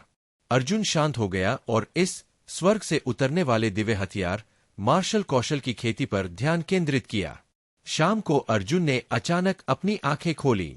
उसकी आंखों में एक अजीब सी काली रोशनी चमक उठी। क्या यह हो गया? मेंग डाई ने ऊब में एक दोपहर तक इंतजार किया, लेकिन जब उसने अर्जुन को अपनी आंखें खोलते देखा तो वह उत्साहित हो गई। सफलता! मैं पहले से ही इस मार्शल कौशल का कार्य जानता हूं। अर्जुन ने हल्के से मुस्कुराया। बोलते हुए उसने ड्रैगन ब्लड सेबर निकाला। उन्होंने कहा, यह दिव्य अस्त्र स्वर्ग से उतरा है। यह वास्तव में एक अद्वितीय युद्ध कौशल है, लेकिन इसे साधना अत्यंत कठिन है। इसमें कोई आश्चर्य नहीं कि यह खो गया। इससे भी अधिक अजीब बात यह है कि मैंने जो मार्शल कौशल प्राप्त किया है, वह ऐसा प्रतीत होता है कि केवल मैं ही विकसित कर सकता हूं। यह वास्तव में विशेष रूप से मेरी प्रतिभा और मेरे शरीर की संरचना पर लक्षित है। दूसरे शब्दों में, भले ही मैं यह मार्शल कौशल दूसरों को दे दूं, वे इसका अभ्यास नहीं कर पाएंगे। उन्हें मकड़ियों को खुद ही मारना होगा। अय्या, जल्दी करो और अभ्यास करो। ऐसा मत कहो। मेंग डाई ने गुस्से से अर्जुन के कंधे पर थप्पड़ मारा। अर्जुन ने सिर हिलाया और ड्रैगन ब्लड सेबर को ऊपर उठाया। उसी समय उसने अपने दिल में अपना मंत्र घुमाया और चिल्लाया, दिव्य हथियार स्वर्ग से उतरता है। एक अजीब दृश्य सामने आया। ड्रैगन ब्लड सेबर वास्तव में एक पल के लिए समाधि में चला गया और फिर पूरा सेबर एक तरल पदार्थ की तरह अर्जुन के सिर में विलीन हो गया और अर्जुन के शरीर में प्रवेश कर गया। इस समय अर्जुन के शरीर में एक जबरदस्त बदलाव आया। उसका पूरा शरीर एक तरह की काली स्याही में बदल गया था। यह एक तरह की लकड़ी की संरचना की तरह लग रहा था, जो काली धातु के समान थी। आह! मेंग डाई ने अपना मुंह ढक लिया और आश्चर्य से बोली, तुम क्यों बन गए अपने ड्रैगन ब्लड सेबर के समान सामग्री? इस समय अर्जुन पहले से ही एक स्याही काली त्वचा वाला व्यक्ति था। यहां तक कि उसकी आंखें भी काली थीं। उसने अपनी छाती पर मुक्का मारा और दबी हुई झंझनाहट जैसी आवाज निकाली। अर्जुन ने मुस्कुराते हुए कहा, यह दिव्य हथियार स्वर्गीय वंश एक मार्शल कौशल है, जो मार्शल कलाकारों को अपने हथियारों की ताकत प्राप्त करने की अनुमति देता है। अभी मेरी शारीरिक शक्ति बिल्कुल ड्रैगन ब्लड सेबर के समान है और मेरे पास उच्च श्रेणी की पृथ्वी ग्रेड रक्षात्मक शक्ति है। मेंग डाई चौंक गई। दुनिया में ऐसा चमत्कारी मार्शल कौशल है, तो क्या आप उसी क्षेत्र में अजय नहीं हैं? जब तक आपके दुश्मन में आपके ड्रैगन ब्लड सेबर को चकनाचूर करने की क्षमता नहीं है, तब तक वह निश्चित रूप से आपको नुकसान नहीं पहुंचा पाएगा। यह तो बहुत शक्तिशाली है। अर्जुन ने सिर हिलाया और कहा, लेकिन यह उतना सही नहीं है जितना आप सोचते हैं, क्योंकि मेरा वर्तमान शरीर ड्रैगन ब्लड सेबर के समान सामग्री से बना है। मेरा शरीर अतुलनीय रूप से भारी हो गया है और मेरी किस्मत बहुत धीमी हो गई है। जब मैं अपने हाथ में ड्रैगन ब्लड सेबर पकड़ता हूं, तो मैं बहुत मारक क्षमता प्रदर्शित कर सकता हूं। हालांकि अगर मैं ड्रैगन ब्लड सेबर को अवशोषित कर लेता हूं, तो इससे मेरी सुरक्षा बढ़ जाएगी। फिर मेरे शरीर की चपलता और किसी भी मार्शल कौशल का उपयोग करने की गति और शक्ति भी कम हो जाएगी। जैसे ही वह बोल रहा था, अर्जुन ने आगे की ओर इशारा किया और मौके की तर्जनी की शक्ति की ओर इशारा किया। आमतौर पर वह एक पल में 13 अंगुलियां बहुत तेज गति से छोड़ सकता था। एक सेकंड में 29 अंगुलियां होती थीं, और अब एक पल में वह केवल 7 उंगलियां ही छोड़ सकता था। अध्याय 428 सीमा। अर्जुन ने सिर हिलाया और कहा, जब मैंने दिव्य हथियार स्वर्गीय वंश मार्शल कौशल का उपयोग किया, तो मेरी युआन क्यूई परिसंचरण गति सीधे आधे से कम हो गई। बोलते बोलते उन्होंने अपना शरीर फिर हिलाया और कहा, उनके शरीर की गति भी लगभग आधी रह गई है। अंत में उन्होंने अपनी ताकत का परीक्षण किया और हवा में मुक्के मारे। उन्होंने कहा, हालांकि उनकी गति आधी हो गई, लेकिन उनकी शुद्ध शारीरिक शक्ति 3 गुना बढ़ गई। मुझे पता है। स्वप्न तितली ने ताली बजाई और मुस्कुराई। यह दिव्य हथियार स्वर्ग से उतरा है। यह अंधेरे के माध्यम से आपका दरवाजा खटखटाने वाला है। यदि आप इस तरह से अंधेरे में प्रवेश करते हैं, तो वे मकड़ी राक्षस आपकी सुरक्षा को भेदने में सक्षम नहीं होंगे। हाँ, लेकिन तुम्हारा क्या? अर्जुन खुश था जब उसने ड्रीम बटरफ्लाई के बारे में सोचा और अपना सिर हिलाया। वे राक्षस मेरा कुछ नहीं बिगाड़ सकते, लेकिन तुम अभी भी उनके हमले का सामना नहीं कर सकते। मेंग डाई ने कहा, क्या तुमने ध्यान दिया? कल रात वे राक्षस मुख्य रूप से तुम पर हमला कर रहे थे। दूसरे शब्दों में, जब हम एक साथ थे, तो उनका पहला लक्ष्य तुम थे। हमारे समूह के एक विशेषज्ञ, तुम्हें मारने के बाद ही वे मुझे मारेंगे। अर्जुन ने सिर हिलाया। मुझे याद है, तुमने क्या कहा था? यह सच है। तो यह आसान है। मैं अपनी युआन क्यूई को अपने लबादे में संघनित कर लूंगा। तुम मेरे लबादे में छिप जाओ। चलो फिर से अंधेरे क्षेत्र का पता लगाते हैं। इस समय सूरज पश्चिम की ओर झुका हुआ था। दोनों मशरूम के नीचे रात होने तक इंतजार करते रहे और फिर बाहर निकल आए। मशरूम के नीचे छिपे हुए शेष बड़ी संख्या में मकड़ी राक्षस भी एक के बाद एक बाहर निकल आए। अर्जुन ने अपनी स्टोरेज रिंग से एक लबादा निकाला, उसे अपने शरीर पर पहना और फिर उसे अपनी युआन क्यूई से संघनित कर दिया। लबादा भी ड्रैगन ब्लड सेबर के रंग और ताकत में बदल गया। ड्रीम बटरफ्लाई ने लबादे में प्रवेश किया और पीछे से अर्जुन को गले लगा लिया। चलो चले। अर्जुन ने ड्रीम तितली को अपने हाथों से अपनी पीठ के पीछे पकड़ लिया और पश्चिम की ओर उड़ गया। मकड़ी के राक्षस एक के बाद एक आगे बढ़े। अर्जुन के शरीर पर तीखे मकड़ी के पैर झंझना रहे थे, लेकिन वे बिल्कुल ड्रैगन ब्लड सेबर पर वार करने के समान थे। हर बार जब वे वार करते, तो एक तीखी आवाज सुनाई देती और थोड़ी सी चिंगारियां निकलती। हालांकि इस स्तर का हमला अर्जुन की रक्षा को भेदने में पूरी तरह से असमर्थ था। कुछ मकड़ी के पैरों ने सीधे अर्जुन की आंखों में छुरा घोंपा, लेकिन उसकी आंखों को भेदने में असमर्थ रहे। हाँ, दिव्य हथियार का यह स्वर्गीय अवतरण कुछ परिस्थितियों में वास्तव में प्रभावी है। अर्जुन ने एक मकड़ी राक्षस के सिर पर मुक्का मारा और उसे पीछे की ओर उड़ा दिया।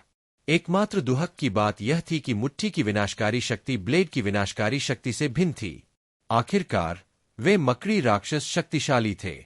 उनके पास अर्जुन के मुक्के और लात का उपयोग करने के अलावा कोई विकल्प नहीं था, लेकिन यह उन्हें मारने के लिए पर्याप्त नहीं था। चूंकि वह जानता था कि वह सुरक्षित है, इसलिए अर्जुन ने बिना किसी हिचकिचाहट के तेजी से पश्चिम की ओर भाग लिया। कुछ ही देर बाद आकाश से तारे और चांद गायब हो गए और वे दोनों एक बार फिर अंधेरे क्षेत्र में पहुंच गए। वहां कोई है। स्वप्न तितली ने अपने लबादे में दरार के माध्यम से दक्षिण की ओर इशारा किया। अर्जुन ने अपना सिर घुमाया और इधर-उधर देखा। वह तुरंत चौंक गया और जल्दी से रुक गया। सौभाग्य से उसका पूरा शरीर काला हो गया था और वह अंधेरे में छिप सकता था। दूसरी तरफ एक व्यक्ति था जो बड़ी संख्या में मकड़ी राक्षसों के खिलाफ लड़ रहा था। वह व्यक्ति डोंग वूशांग था। अय्या, देखो, वह एक मशरूम पकड़े हुए है, मेंग डिएकी ने कहा। अर्जुन ने सिर हिलाया। डोंग वूशांग ने वास्तव में एक बड़ा मशरूम पकड़ा हुआ था जिसका व्यास 10 मीटर था। वह मकड़ियों के एक समूह में मकड़ियों से लड़ रहा था, जैसे कि वह एक छाता पकड़े हुए हो। अजीब बात यह थी कि मशरूम से हल्की धूप निकल रही थी। धूप में लिपटे सभी मकड़ी राक्षसों की बहुत सारी ताकत खत्म हो गई थी। हालांकि डोंग वूशांग खुद भी फीकी धूप के क्षरण से पीड़ित था। उसकी अभिव्यक्ति कुछ हद तक दर्दनाक थी। वह एक एक करके मकड़ी राक्षसों को एक मुक्का और एक लात से गिरा रहा था। फिर वह उछला और एक एक करके मकड़ियों पर पैर रखा, लगातार पश्चिम की ओर बढ़ता रहा। तो यह सही तरीका है। मशरूम को बाहर निकालने के बाद यह वास्तव में दिन के दौरान अवशोषित सूर्य के प्रकाश को छोड़ सकता है, ड्रीम बटरफ्लाई ने विचार किया। क्या यह सबसे अजीब बात नहीं है? अर्जुन ने भौहें सिकोड़ते हुए कहा। मुझे लगता है कि डोंग वूशांग को घेरने वाली मकड़ियां स्वर्गीय युआन क्षेत्र के 6ठे स्तर पर है। वे डोंग वूशांग से एक स्तर ऊपर है। लेकिन जिस मकड़ी राक्षस से हमारा सामना हुआ, वह ओरिजिन रिटर्न के 7वें स्तर पर है मुझसे 2 स्तर ऊपर। क्या ऐसा हो सकता है कि यहाँ के राक्षस दुश्मन के दायरे के अनुसार बदल जाए? ऐसा ही होना चाहिए, मेंग डाई ने सिर हिलाया। अन्यथा यदि सभी राक्षस मूल रिटर्न के 7वें स्तर पर होते तो स्वर्गीय मूल क्षेत्र का कोई भी विशेषज्ञ यहां उन पर नजर रख पाता। डोंग वूशांग को स्पष्ट रूप से तानबुहुई और अन्य लोगों से अलग किया गया था ताकि उन्हें अर्जुन को बेहतर ढंग से खोजने में मदद मिल सके। जैसे ही वे दोनों बात कर रहे थे, डोंग वूशांग ने राक्षस के सिर पर पैर रखा और नजरों से ओझल हो गया। चलो हम भी चलते हैं। उसे बाईपास करना ही सबसे अच्छा है। ड्रीम बटरफ्लाई ने अर्जुन को और भी कसकर गले लगाया और कहा, डोंग वूशांग, मुझे नहीं पता था कि मकड़ी को मारने से शब्द निकल जाएंगे। वह दिव्य हथियार स्वर्गीय अवतरण प्राप्त करने में असमर्थ होने के लायक था। अर्जुन ने ड्रीम तितली ली और पश्चिम की ओर बढ़ने से पहले कुछ देर तक उत्तर की ओर चक्कर लगाया। कुछ ही देर बाद उसे एक और पत्थर की पट्टिका दिखी। यह बिल्कुल वैसी ही थी जैसी पिछली रात की थी।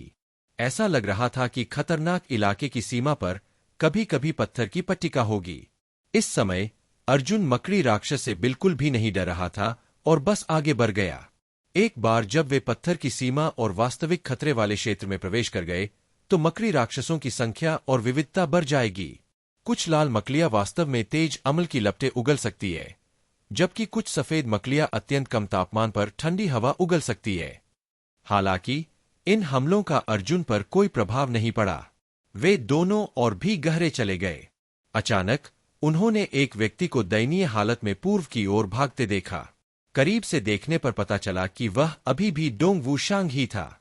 डोंग वूशांग अपने हाथ में मशरूम लेकर खुद को बचाने में सक्षम था, लेकिन उसकी ताकत स्पष्ट रूप से खत्म होने के कगार पर थी। यह देखकर कि वह अंत तक नहीं पहुंच सकता, उसने पीछे हटने का फैसला किया। अर्जुन ने ड्रीम बटरफ्लाई को गले लगाया और अपना शरीर नीचे कर लिया ताकि डोंग वूशांग उसे न देख सके। उसने फुसफुसाते हुए कहा, हालांकि मेरे दिव्य हथियार स्वर्गीय वंश ने अपनी रक्षात्मक शक्ति बढ़ा दी है, फिर भी यह राज्य के दमन से खतरे में है। यदि मेरे चौथे स्तर से ऊपर का कोई शत्रु मुझ पर आक्रमण करने आए तो मुझे डर है कि वह मेरी सुरक्षा व्यवस्था को भेदने में सफल नहीं हो पाएगा। यह प्रभाव कीमिया जेल के समान था। दायरे के दमन के सामने, चाहे वह कितना भी कठिन क्यों न हो, यह उच्च दायरे के दुश्मनों के सामने अपने अधिकांश प्रभाव खो देगा। वे दोनों पूरी रात बेतहाशा दौड़ते रहे, लेकिन वे अभी भी इस मंजिल के सबसे गहरे हिस्से तक नहीं पहुंच पाए थे। इस समय के अनुसार भोर हो चुकी होनी चाहिए थी, लेकिन वास्तव में वह क्षेत्र जहां वे दोनों स्थित थे अभी भी घना अंधेरा था।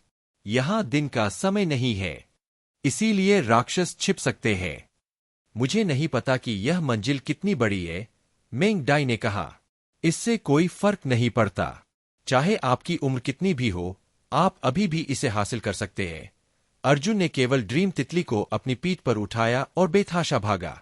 अगले दिन बीत गया और रात हो गई। अर्जुन और अन्य दो के ठीक सामने एक शुद्ध काला गोला प्रकट हुआ। वह क्या है? मेंग डाई ने काली गेंद की ओर इशारा करते हुए कहा, यदि आपने इसे प्रकाश गाइड से प्रकाशित नहीं किया होता तो हम इसे नहीं देख पाते। अर्जुन ने करीब से देखा।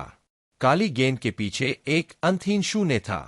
काली गेंद ही एकमात्र चीज थी जो शून्यता के किनारे पर मौजूद थी। यहां तक कि मकड़ी राक्षस भी गायब हो गया था। शायद यह एक मार्ग है, अर्जुन ने बड़बड़ाया। अध्याय 429 आनंदमय नरक। काली गेंद असली नहीं लग रही थी, वह एक संघनित काली रोशनी जैसी थी। अर्जुन और ड्रीम बटरफ्लाई ने एक दूसरे को देखा। उसने अपना दाहिना हाथ काली गेंद में डाला और पाया कि उसकी हथेली आसानी से काली गेंद से होकर गुजर गई, लेकिन वह अब अपनी हथेली के अस्तित्व को महसूस नहीं कर पा रहा था। अर्जुन ने जल्दी से अपना हाथ पीछे खींचा और पाया कि उसका दाहिना हाथ अभी भी बरकरार था। ऐसा लगता है कि यह सही है। यह काली गेंद स्पेस-टाइम विकृति से बनी है। जब तक हम इससे गुजरते हैं, हम 60,000 साल पुराने स्पेस-टाइम जोन तक पहुंच सकते हैं, उन्होंने कहा। क्या आप मानसिक रूप से तैयार हैं? आप अंदर जा रहे हैं। सपनों की तितली अर्जुन की पीठ पर लेट गई और सिर हिलाया। मैं तुम्हारा पीछा करने की हिम्मत रखती हूं, चाहे आसमान धरती पर चला जाए। मुझे डर नहीं है। अर्जुन मुस्कुराया और अपनी पीठ पर ड्रीम बटरफ्लाई के साथ काले रंग की गेंद में चला गया। जिस क्षण उन्होंने काली गेंद में प्रवेश किया, अर्जुन और अन्य दो को अचानक लगा कि उनकी आंखें चमक उठीं। पूरी दुनिया पूरी तरह बदल चुकी थी। यह पक्षियों और फूलों की खुशबू से भरी दुनिया थी। एक नजर में सपाट धरती फूलों और खरपतवारों से ढकी हुई थी। दूर दूर तक फैले पेड़ वास्तव में बहुरंगी थे। लेकिन आश्चर्य की बात यह थी कि दूर दूर तक दुनिया भर में 10 मीटर व्यास वाले बड़े मशरूम भी बिखरे हुए थे। उन दोनों के सामने 100 मीटर की दूरी पर एक पत्थर की पट्टिका भी रखी थी। यह पत्थर की पट्टिका प्रवेश द्वार के इतने करीब क्यों है? अर्जुन और ड्रीम बटरफ्लाई ने एक दूसरे को देखा और कहा, पहले स्पेस टाइम जोन में हमने पत्थर की पट्टिका की खोज तब तक नहीं की थी जब तक हम अंधेरे में नहीं पहुंच गए। ऐसा प्रतीत होता है कि इस स्पेस टाइम क्षेत्र में खतरे का क्षेत्र पिछले क्षेत्र से कहीं अधिक बड़ा है। सपनों की तितली अर्जुन की पीठ से नीचे कूद गई। वे दोनों एक साथ पत्थर के खंभे के पास आए और उस पर लिखे नोट पढ़े। पत्थर की पट्टिका के शीर्ष पर 4 शब्द लिखे थे, आनंदमय नरक। नीचे एक छोटा सा विवरण दिया गया है। इस स्पेस-टाइम जोन को आनंदमय नर्क कहा जाता है। जो मार्शल कलाकार इस जगह में घुसते हैं, उन्हें एक अतुलनीय सुखद एहसास का अनुभव होगा। बस ऐसे ही अर्जुन ने अपनी नाक रगड़ी और उत्सुकता से पूछा, यह किस तरह का स्पष्टीकरण है? चलो अंदर जाकर देखते हैं। सावधानी से देखते हैं। स्वप्न तितली पहले से ही कोशिश करने के लिए उत्सुक थी। अर्जुन ने सिर हिलाया और ड्रीम बटरफ्लाई के साथ कंधे से कंधा मिलाकर चलने लगा। उसने हर समय एक दिव्य हथियार का अवरोही रूप बनाए रखा। हालांकि ऐसा करने में उसने बहुत सारी मारक क्षमता खो दी थी, लेकिन अज्ञात दुनिया में रक्षा मारक क्षमता से कहीं अधिक महत्वपूर्ण थी। हालांकि जैसे ही वे दोनों पत्थर की दीवार की सीमा पार कर गए, फूलों और पौधों की हल्की सुगंध उनके चेहरों पर फैल गई। बहुत आरामदायक। मेंग डाई ने अपनी कमर को फैलाया और मुस्कुराई। मैं अपने पूरे शरीर में आराम महसूस कर रही हूं। यहां तक कि मेरा मूड भी बेहतर हो गया है। हाँ, मुझे भी ऐसा ही लग रहा है। अरे देखो, जमीन पर जो उग रहा है वह असल में स्पिरिट हर्ब्स है। अर्जुन जल्दी से नीचे झुका और जमीन से हरी घास का एक टुकड़ा निकाला। यह असल में ग्रेड 1 स्वॉर्ड लीफ ग्रास है, उसने कहा। उसने अपना सिर उठाया और दूर तक देखा। उसकी आंखों में तरह तरह के फूल और घास थे। स्वप्न तितली आश्चर्यचकित हुए बिना नहीं रह सकी। हे भगवान, क्या यह हो सकता है कि वे फूल और घास सभी आत्मा जड़ी बूटियां है? यह तो बहुत ज्यादा है। अर्जुन बहुत खुश था। उसने जल्दी से ड्रीम बटरफ्लाई को आगे खींचा और दौड़ा। दौड़ते हुए उसने अपनी युआन क्यूई का इस्तेमाल करके फूलों और पौधों को जमीन पर अपने हाथों में खींच लिया। टियर 1 तलवार पत्ती घास, टियर 1 बैंगनी पत्ती कमल, टियर 1 रक्त शुद्ध घास। वे सभी टियर 1 आत्मा घास है। चारों ओर देखने पर पता चला कि असीम आध्यात्मिक जड़ी बूटियां किसी भी मार्शल कलाकार को प्रभावित करने के लिए पर्याप्त थीं। यह वास्तव में मार्शल कलाकारों का मंदिर था। शुरुआत में अर्जुन अभी भी आध्यात्मिक जड़ी बूटियों को निकालने और उन्हें अपनी भंडारण अंगूठी में डालने में व्यस्त था। वह अपने दिल में कहता रहा, मैं अमीर हूं। इस बार मैं वास्तव में अमीर हूं। लेकिन फिर उसने सभी स्पिरिट जड़ी बूटियां निकालकर फेंक दी, क्योंकि उससे भी दूर दूसरे दर्जे की स्पिरिट जड़ी बूटियां पहले से ही दिखाई देने लगी थीं। हा। अर्जुन ने ऊपर देखा और मुस्कुराया। उसकी आंखें लाल हो गईं। मेंग डाई भी बहुत खुश थी, लेकिन उसने अर्जुन को अजीब तरह से देखा। अर्जुन आमतौर पर ऐसा नहीं था। हालांकि हर कोई आत्मा की जड़ी बूटियों की अंतहीन मात्रा को देखकर खुश होगा, लेकिन अर्जुन का इन बाहरी वस्तुओं के प्रति स्नेह आम मार्शल कलाकारों की तुलना में बहुत कम था। यह कहना था, अर्जुन बेहद शांत था। इस बार इतनी सारी टियर 2 स्पिरिट जड़ी बूटियां देखकर क्या वह इतना खुश हुआ? यह विचार मेंग डाई के मन में कौंधा, लेकिन उसने ज्यादा नहीं सोचा। उसने एक बड़े मशरूम की ओर इशारा करते हुए कहा, ऊपरी परत पर बड़े मशरूम का उपयोग सूरज की रोशनी से बचाव के लिए किया जाता है। फिर इस परत पर ऐसा मशरूम क्यों है? अच्छा भाई, चलो चलकर देखते हैं। अर्जुन बेतहाशा हंस रहा था। वह सेकंड ग्रेड स्पिरिट हर्ब के इलाके में जाने के लिए बेताब था, लेकिन जब उसने मेंग डाई के शब्द सुने तो उसने अनिच्छा से सिर हिलाया। जब वे दोनों मशरूम के अंदर गए तो उन्हें लगा कि उनका आनंद और आराम गायब हो गया है। अर्जुन ने भौहें सिकोड़ी और उसके चेहरे पर खुशी तुरंत गायब हो गई। उसने कहा, यह मशरूम बहुत अजीब है। मेंग डाई ने कहा, जब हम बाहर थे तो हमें बहुत खुशी महसूस हुई, लेकिन जैसे ही हम अंदर आए वह भावना तुरंत गायब हो गई। क्या यह हो सकता है कि यहाँ मशरूम का उपयोग खुशी की रक्षा के लिए किया जाता है? वे दोनों मशरूम छोड़कर आगे बढ़ गए। जैसे ही वे मशरूम की रेंज से बाहर निकले, उनका खुशनुमा मूड फिर से लौट आया। वे दोनों ग्रेड 1 स्पिरिट ग्रास बेल्ट से होकर आगे बढ़े। जब ग्रेड 2 स्पिरिट ग्रास उनके पैरों के नीचे दिखाई देने लगा, तो उनके दिलों में खुशी पहले की तुलना में एक स्तर तक बढ़ गई थी।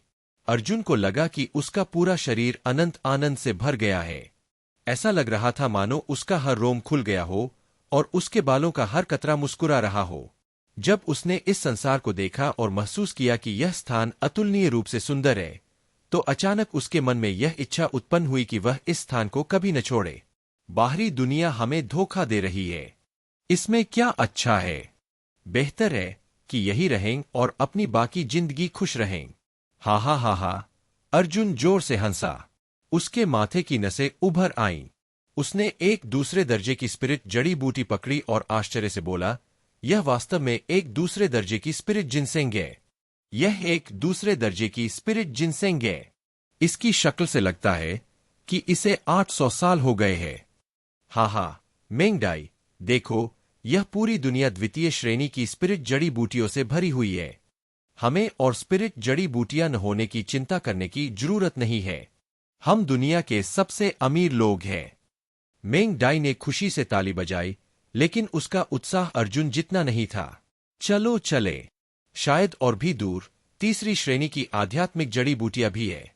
अर्जुन ने कुछ दुर्लभ दूसरी श्रेणी की आध्यात्मिक जड़ी बूटियां चुनी और ड्रीम तितली को घसीटते हुए ले गया। यो! किसी ने मुझे चाकू घोंपा। स्वप्न तितली उतरी और जल्दी से अपना पैर उठाया।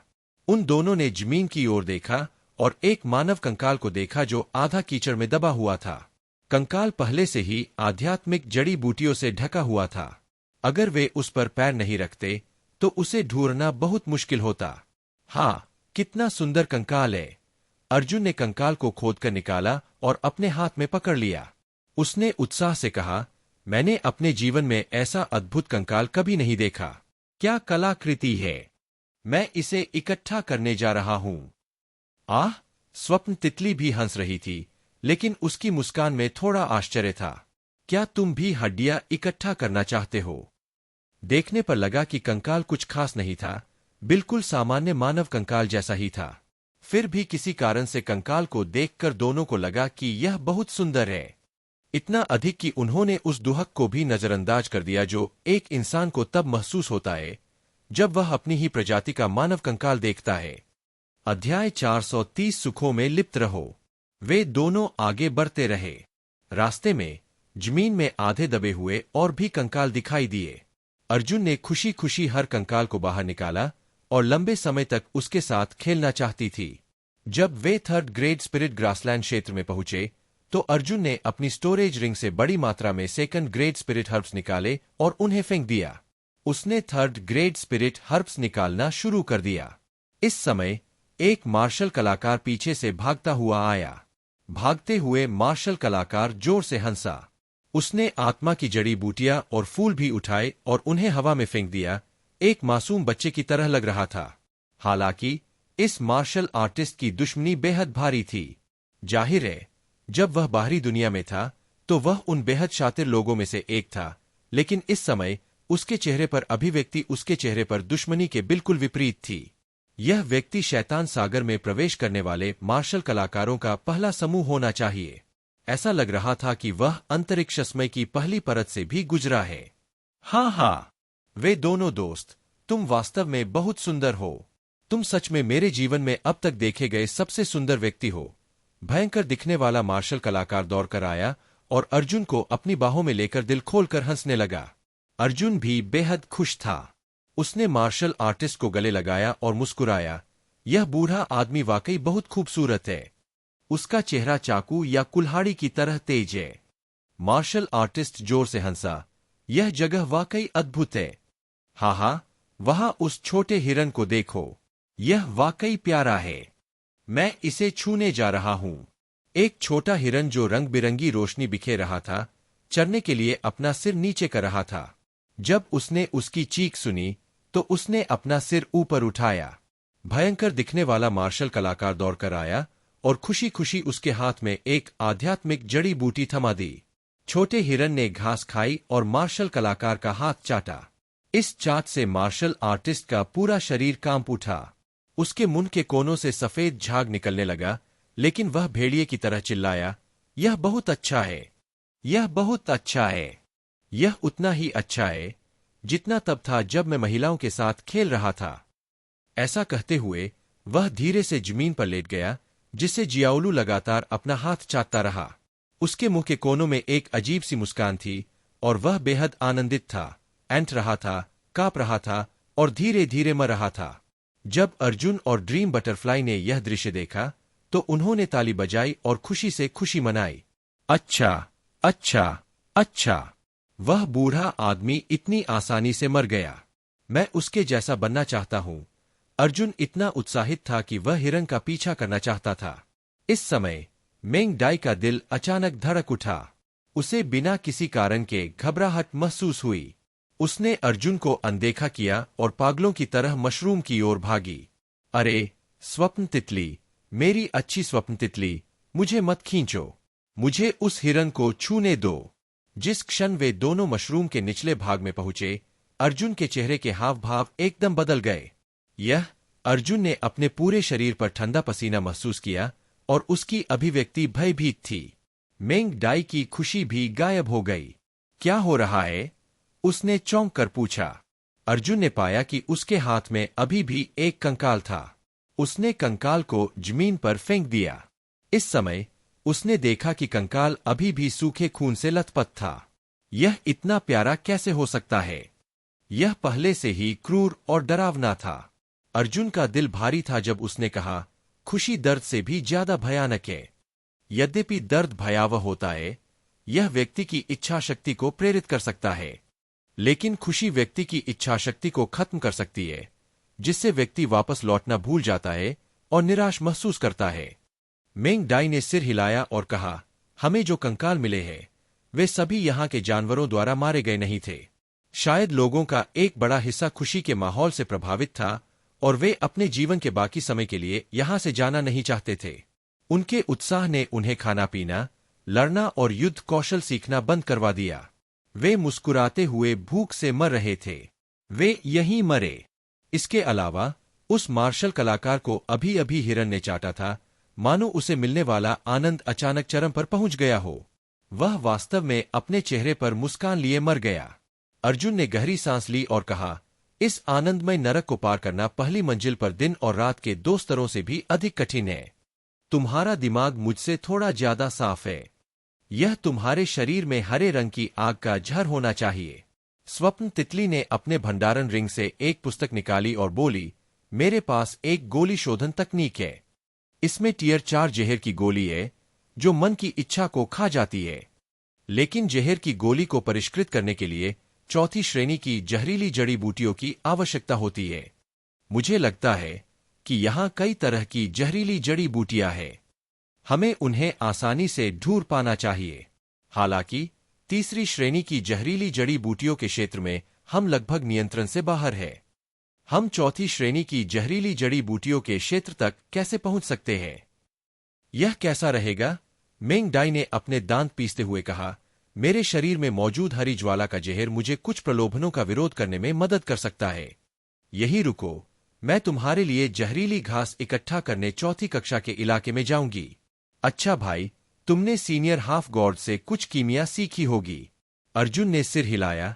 हाँ, लेकिन मैं तुम्हें जाने नहीं दे सकती। मुझे खुद जाना होगा।